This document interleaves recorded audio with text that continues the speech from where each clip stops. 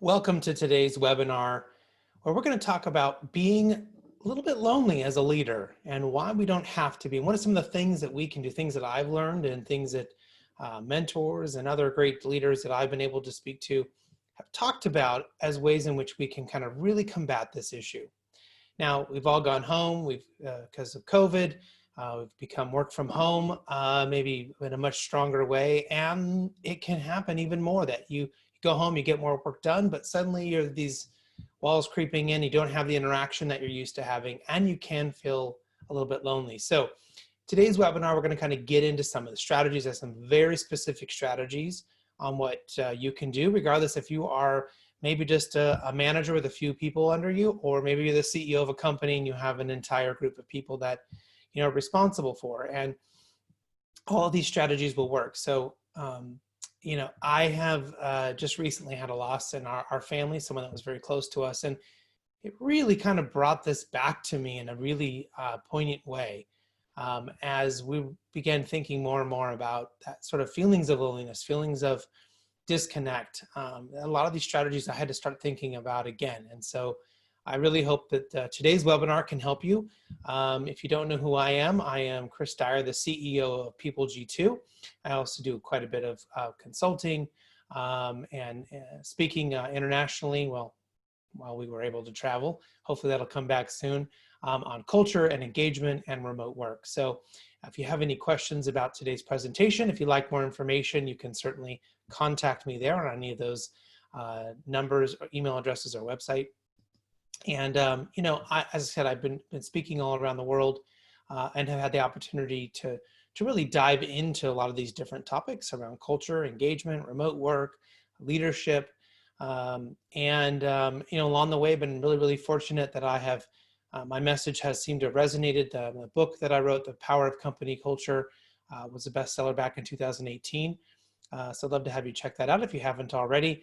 But been really fortunate that I've been able to appear on the BBC and been covered in many different outlets. So the message has been resonating. That has been really important to me, that I've been able to deliver information and content to those that need it in a way that can help their companies, that can help them as leaders, and most importantly, drive their businesses to have high productivity, profits, and performance. So today's webinar is sponsored by People G2, which is where I'm the CEO. And if you'd like more information about background checks and drug testing or anything else that we help clients with, we'd be happy to talk to you about that. I'll have a reminder slide on this in the end. But let's go ahead and dive into today's topic. And as we're going through this, we certainly will try to make sure we hit every different type of part that may be coming up for you as a leader that may be things. Now, People G2 has been really fortunate that we have been a best place to work again and again and again by lots of different organizations. We have been on the Inc. 5000's fastest growing companies list 4 different times. And we've been kind of seen all over the place. And I attribute this to the work that we have put in about culture, around leadership. Prior to this, we were just focused on our services, and we weren't focused on how we could help our company and our employees be happier and be better. And since we've made that shift back in 2009, all of these wonderful things have happened. And again, we're not selling anything different. Our prices didn't, we didn't suddenly start change something that was specific to the service that we do. It was about empowering our people and making this a better place to work that has really changed things for us. We were just recently highlighted in Inc. magazine here in 2020 as we've had so many meetings. We've changed the way we meet, and we have been able to study over 100,000 virtual meetings that we've had and come up with a lot of really cool curated ways in which we meet very effectively, very quickly. Hint, if you're having hour-long Zoom meetings, you're doing it wrong. But if you'd like to check that article, you could certainly search us up and the author there, Sophie Downs, and read that if you'd like. But we've been able to kind of deliver lots of different things that we're doing, and we love to share what's working for us. We experiment with a lot of different things. Some don't work and we toss them out, and a lot of other things do. And so this article was really about that. But let's go ahead and talk today about what we're going to get into. Now, in my book, there are these 7 pillars of what I believe is what makes a great company culture. And we will be hitting two of these as it relates to how leaders can integrate themselves and to feel more connected at work and not be lonely. And we'll dive into that a little bit more here in a minute. So, this is really obviously my perspective of being a CEO, and where and there's really some specific reasons that this stuff may be happening about why leaders are lonely. And let's kind of maybe dive into some of them. As you become a leader, you move up, or maybe you start a company and you start hiring people, you get more responsibilities, you work more, right? And you sort of have less social time inside of whether it's at work or if it's personally. And so already just that alone can help you start to feel more lonely, right? That can be kind of an obstacle that you're not used to. A lot of leaders spend more time traveling. You get promotions and you might be on a plane, you might be doing more sales, you might be doing more connecting with partners and key clients. And so right there, you have less time with family and friends. And again, you're going to start to feel a little bit lonely, even if nothing has changed for you otherwise at work. Often it's really hard for those people around you to have any sort of empathy. They don't know what you're going through. They don't realize it. They're doing their job. They feel fine. And they don't realize that you might be suddenly struggling with some of this. And so we can suddenly feel a little disconnected from those around us because they don't understand what you're going through. And then we often can carry the burdens of our staff.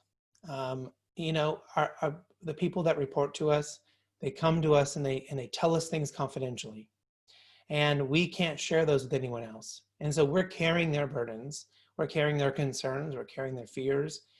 And again, that can feel lonely. So we need to try to find outlets for that. And I'm going to talk to you about that as well. And, we also maybe hold the hopes and dreams and fears of those around us. And, you may not have the power and control to promote someone. And maybe someone else in the organization is going to decide if someone on your team who you think is great, maybe they really want to become this certain role in a company and they get passed up for that, right? And so we're involved in that. We're connected to that.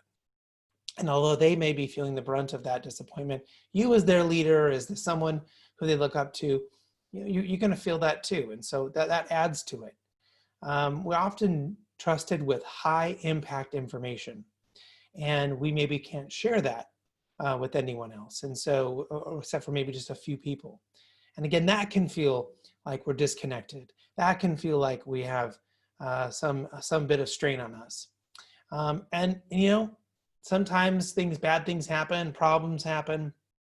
We get frustrated. Maybe if you're a manager somewhere in the middle of your organization and someone up top is now yelling and screaming at you, and you make the mistake of turning around and yelling and screaming at, or coming at an issue with your team in maybe not the best way, right? And now you feel disconnected from them. Maybe you've made a mistake. Maybe, as things roll down the hill, we've all done it. We've had a bad day, and maybe we've, kind of let our team have it. And now we have to go back and try to rectify that situation, but maybe they don't feel as safe to talk and connect with you either. And so we have to be really careful that we don't allow that stuff to kind of roll downhill to them in a negative way.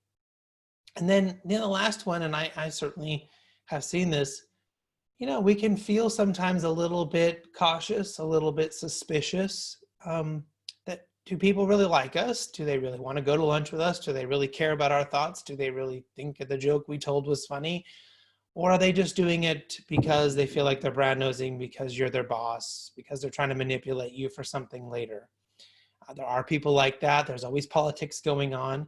And so we have to kind of figure out that in our own way. But again, it's really easy for leaders just to start to distance themselves and to put up this layer and this wall. So, and if any of these things start to feel like maybe you've had to struggle with some of these, you've had to deal with some of these, we really want to start to think about what we can do to change some of this. And there are some very specific things we can do. And I'm going to kind of give you some broad things, and then I'm going to give you some very specific strategies that you can use. So, and I want to remind you, if you want to copy this presentation, I'm happy to share it. We're going to this will be on recorded for you on our website. You can rewatch it as many times as you need to. I want to make sure you have those resources. But, there are some things that leaders can do to change this. And at a very broad level, we can, join peer groups. I'm involved in one. There's ABL, there's Vistage, there's all these different types of peer groups where you might be able to go and talk about these things with people who are at the same sort of leadership level that you're at.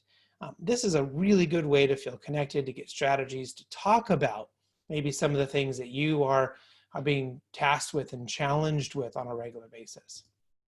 We want to try to have more peer interactions. I find that often a lot of times leaders, as they move up the ranks, it's harder for them to find conferences and networking events where they can be with people of a similar level to them. Again, for some of this sort of, commiserating, some of this connection at a peer level.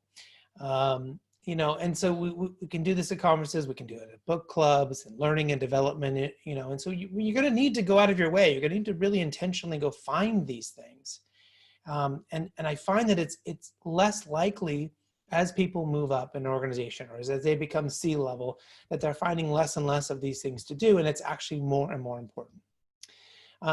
We want to try to maybe put our direct reports into some special projects. This is a great way to connect, great way to learn more about someone specifically, and to have a way to work with them in a very specific way that maybe is a little bit not as generalized, and can allow you to develop some relationships where you can be more confident that they are real and not sort of being manipulative or brown-nosing you. So we want to make sure that we are looking for mentors, right? That we can level up our abilities and our skills, and that we're not just, you can suddenly find that, if you become a CEO, that you're sort of surrounded by people who aren't, and so you're not being challenged in a way to improve yourself either. You may be spending your time mentoring others, but who's mentoring you? And that's an important thing to remember.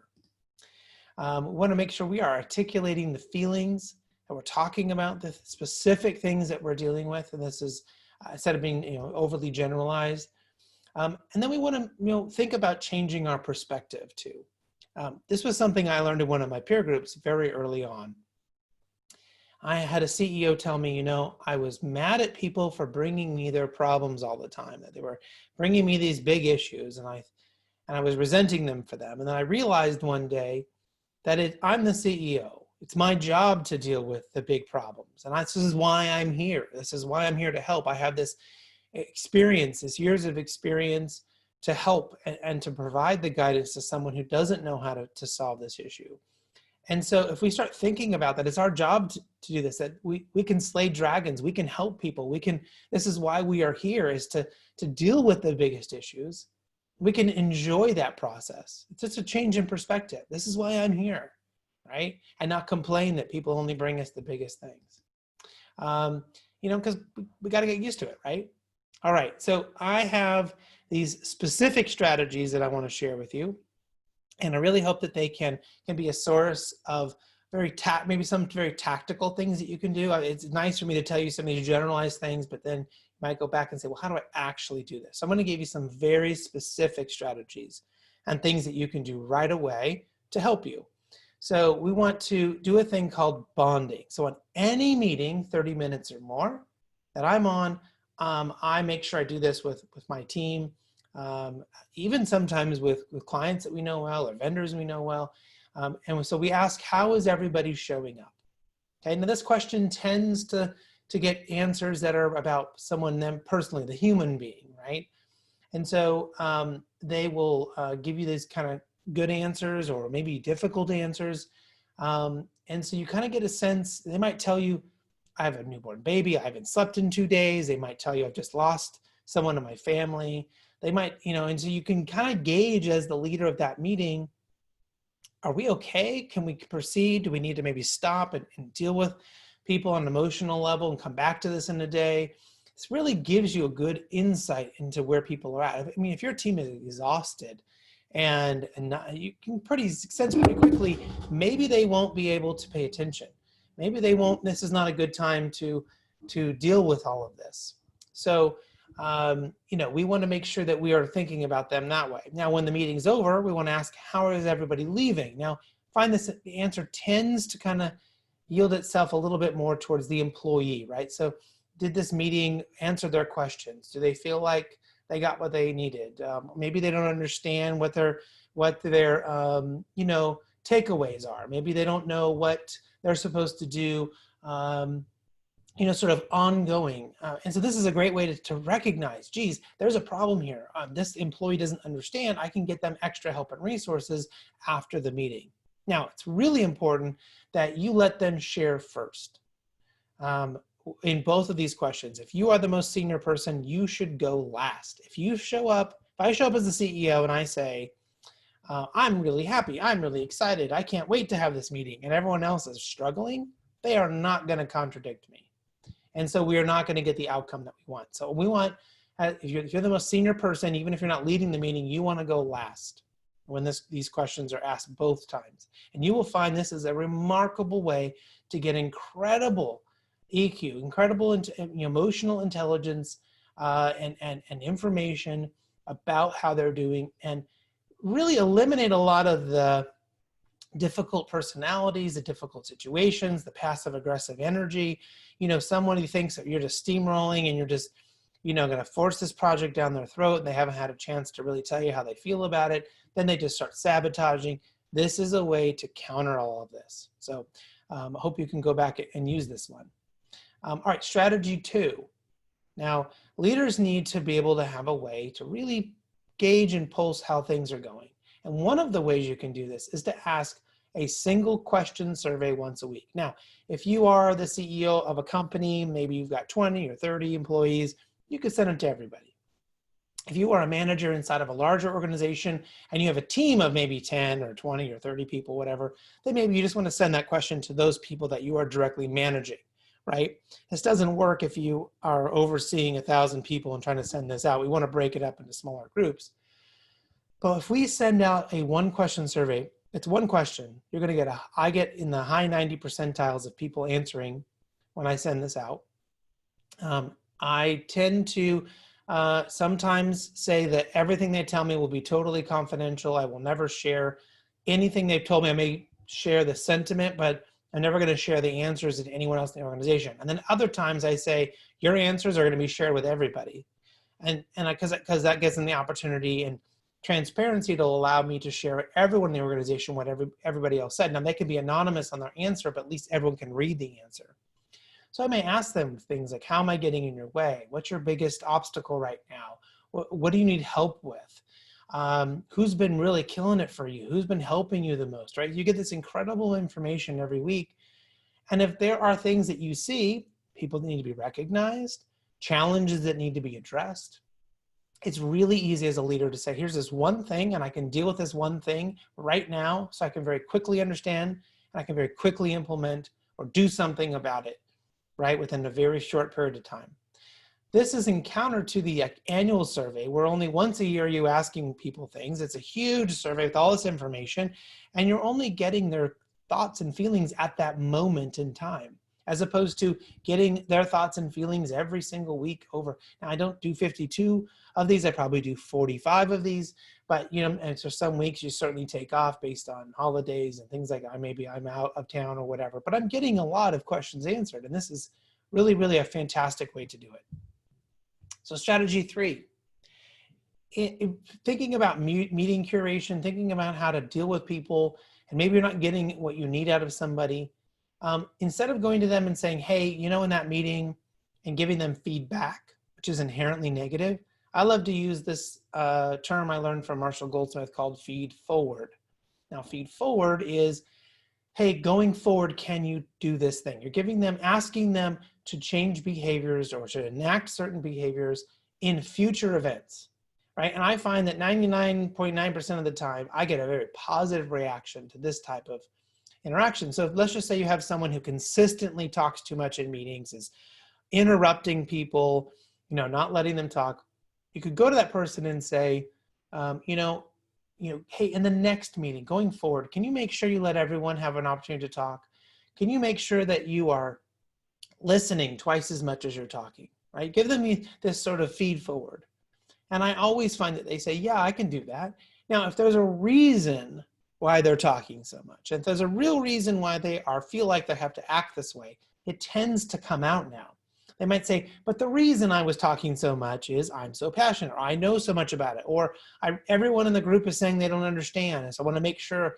And so you can begin to sort of deal with that. Maybe they're misguided in their observations of what other people are thinking or feeling about it, right? You can coach them on this, but asking them to change behavior in the future is a more positive way than to going back to them as a leader and saying, don't do this anymore, right? Or don't interrupt anymore. And they can't change the past, okay? So this is another great way to connect and have a good emotional intelligence-based interaction with someone where you're going to feel more connected and you're not going to feel like there's more distance between you and that person. So I talked about how there are those 7 pillars. One of the pillars to great company culture is to know how to deal with mistakes. Now I could probably talk about this for 2 hours, but just on mistakes. But very quickly, a mistake is when someone is trying to do the right thing. They believe they're trying to do the right thing for the client. They thought they were doing the right thing based on their training. And maybe they didn't, right? Maybe the outcome wasn't what we wanted. And so we want to celebrate that kind of event. We want to say, thank you. I can see what you were trying to do. I appreciate you going on a limb and trying something new or defending the client. And then you can retrain them if it wasn't correct, right? You can talk to them about it. It's a great way to deal with something instead of getting upset with them, right? Southwest Airlines has this wonderful policy. You'll never hear them, berate or publicly say anything bad about an employee. If an employee made an error, they made a mistake, excuse me, and maybe they did the wrong thing, but they thought they were doing the right thing. They thought that they were, based on what they knew, doing the right thing for the client. Southwest will back them up every time. Now they will privately retrain them or talk to them about if it's not ultimately what they wanted them to do.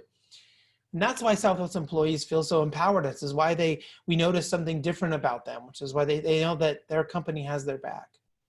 Okay, now an error is when somebody makes a small tactical, like maybe you miscalculate payroll, right? You're making errors because you are multitasking, because you're too tired, because you're not, paying attention, or that's different, right? And so we should be coaching people to change that behavior. And if they can't change that behavior and they continue to make errors, they may not be able to be in that job anymore, right? We have a right to be upset at somebody who keeps making errors. That's a different thing. So make sure you, as a leader, understand somebody made a mistake. They tried something new. They went out on a limb. They thought they were doing the right thing, but they just didn't have all the information. That's a mistake, and you need to put it out there and be positive about that, right? And if they're making errors, they'll help them find ways to eliminate the errors, or you may need to eliminate that job or that task from them if they can't do it successfully. So understanding the difference is really big in order for you to be successful as a leader. The next one, which happens to be a pillar, is uniqueness. Now, a big mistake that leaders make is that they often will sort of talk about, recognize, celebrate what makes everyone the same inside of a group or an organization, right? We all like baseball. We all like this sports team. We all like the color red. We all like taco. It's like we're constantly trying to be like this, that we're all the same. We're all equal. And that's a mistake. Okay, we need to, as leaders, celebrate what makes us as an organization, as a group, as a team, and as individuals unique. And when we celebrate our uniqueness and we celebrate what makes us different as a strength, as something that's awesome, right? That will bond and connect your team in a much better way. Instead of, hey, we're all the same in this same way, and I don't really want to talk about how we're different. I don't really want to bring that up. And people don't really feel like they can be themselves, right? They're just all trying to be this thing in this box that you've created. And it's sort of human nature for us to think about people that we're trying to connect with them. We're trying to find and so we're finding what makes us the same. And that's really a mistake. Now, what makes us the same is maybe we all believe in this great company. We believe in our service. We believe in what we can do. That's fine. But on an individual basis, what makes us different, what makes us strong, we should be celebrating, again, as a way to connect and to feel less lonely inside the organization. The next one is, and this actually is sort of an homage to the other pillar of positivity, is what you focus on grows. So I want you to think for a second as a leader. If what you're focusing on constantly is who's messing up and what's going wrong and what client is, driving you crazy, those things will grow. Where you put your energy, where you focus that will grow. Okay, it's almost like if where the sun shines is where plants will grow, right? It's just sort of where there's water and sunlight, right? That can happen. It's sort of the same thing. If you're putting your energy and your efforts towards things that are negative, they will continue to grow. And we can't get away from dealing with negative things completely. But if you are constantly trying to put your energy into the positive, into what's working, right? What is going well? What clients are your great clients, right? What services are your best services, your most profitable services? If you are focusing on that and we're putting most of your attention there, you will find that things are so much better, right? That we can grow, that we can get a better outcome. And we can sort of keep those things that are negative and not working to a minimum.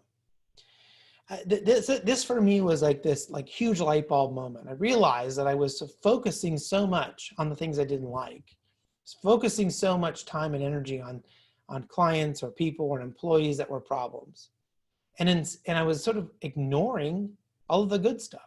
And by changing that perspective, right, spending at least 80% on focusing on what's good, and helping that grow and helping that get better, that completely changed my perspective. It changed my outcomes, and it changed how I felt about my people, my employees, and everyone else involved in that process. So just think about one thing. What's one thing you wish was better that we wanted to grow? Maybe one thing that you've been spending too much time on that's been negative, and flip the switch, right? See what happens when you spend more time thinking about, more energy on that good thing, and sort of trying to minimize anything on the bad side. All right, the next strategy is to stop having one-on-one meetings. Now, especially now when more people are doing work from home, but even if you go back to your traditional office setting, even if that continues, even if you work in the front lines or retail or whatever it may be, limit your one-on-one meetings. So there's going to be some you have to have, sometimes because of an HR issue, compliance, maybe a mentoring issue. Yeah, every once in a while you're going to have them. But as a rule, if you're constantly having one-on-one meetings, you as a leader are terribly ineffective. You are having these little interactions one-on-one instead of with your team.